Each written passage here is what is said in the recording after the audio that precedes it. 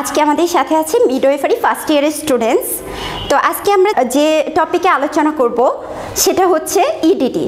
তো প্রথমেই আমরা জেনে নিই ইডিডি কি। ইডিডি হচ্ছে এক্সপেক্টেড ডেট অফ ডেলিভারি। তো ইডিডি কিভাবে ক্যালকুলেশন করে?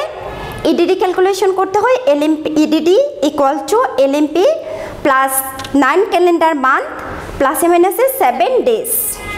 ধরেন আপনার কাছে কি করলো, একজন মা আসলো, মা আসার পর কী করবে, সে হচ্ছে আপনি তাকে একদম প্রি কনসেপশন থেকে কেয়ার দিয়ে যাচ্ছেন। তখন সে কি, আপনি তার সব সাইন সিমটম দেখে বুঝতে পারলেন যে উনি প্রেগনেন্ট।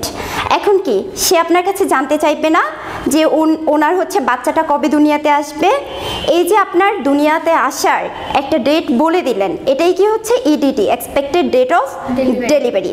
এখন দেখি ইডিডি বের করতে হলে আমাদের কি করতে হবে, এলএমপি জানতে হবে। তো এলএমপি কি, লাস্ট মেনস্ট্রুয়াল পিরিয়ড। এখন ওই মায়ের কবে লাস্ট মেনস্ট্রুয়েশন হয়েছে সেটা আমাদের জানতে হবে। এর সাথে আমাদের কি করতে হবে, 9 মাস যোগ করতে হবে এবং 7 দিন যোগ করতে হবে অথবা বিয়োগ করতে হবে। তো দেখেন, ধরেন আপনার কাছে মিস্টার এক্স এসেছে তার ওয়াইফকে নিয়ে। তো এখন তার সব সাইন সিমটম দেখে আপনি বুঝলেন যে সে কি প্রেগনেন্ট। তো এখন ওনার ইডিডি বের করতে হবে। তারা আপনার কাছে জানতে চাইবে যে তাদের বাচ্চাটা তারা কবে হাতে পাচ্ছে, কবে দুনিয়াতে আসতেছে। তো এখন আপনি মিস্টার এক্সের ওয়াইফের কাছে জানতে চাইলেন যে তার লাস্ট মেনস্ট্রুয়েশন ডেট কবে।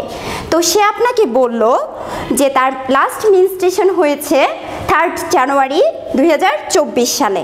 এখন আপনাকে কি করতে হবে, ইডিডি ক্যালকুলেট করতে হবে।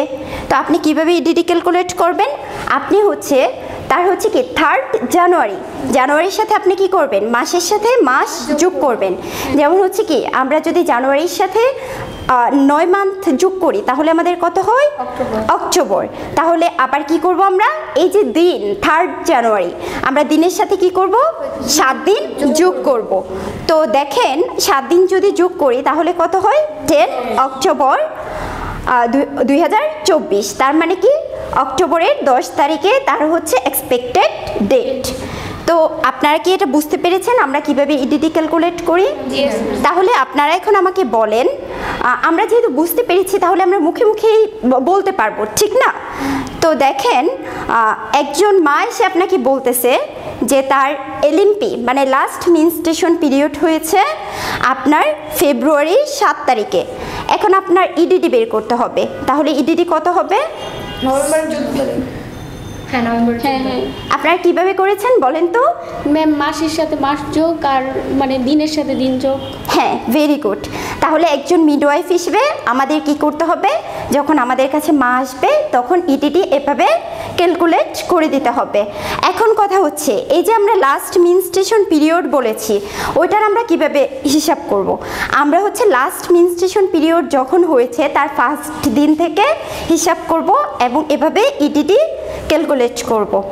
তাহলে আমরা সবাই বুঝতে পেরেছি? আচ্ছা, তাহলে ভালো থাকেন, সুস্থ থাকেন, আল্লাহ হাফেজ।